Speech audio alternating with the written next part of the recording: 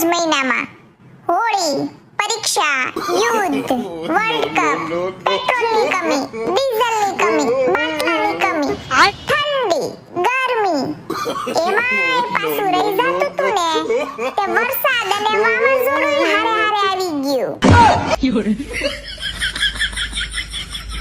તોય માર્ચ મહિનો પૂરો નથી થતો. હજી પણ આંગળીના વેઢે ગણાઈને એટલા દિવસો પડ્યા છે. લાંબો નોળિયા જેવો મહિનો છે આ. પનોતી બેઠી હોય ને એવું જ લાગે છે. જવાનું નામ જ નથી લેતો ને.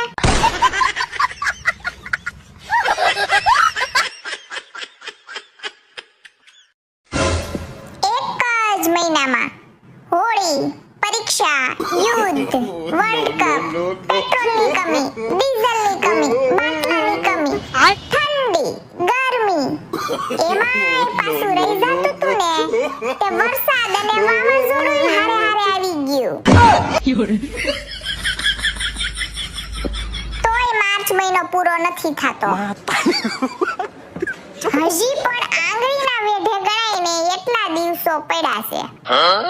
લાંબો નોળિયા જેવો મહિનો છે આ. પનોતી બેઠી હોય ને એવું જ લાગે છે. જવાનું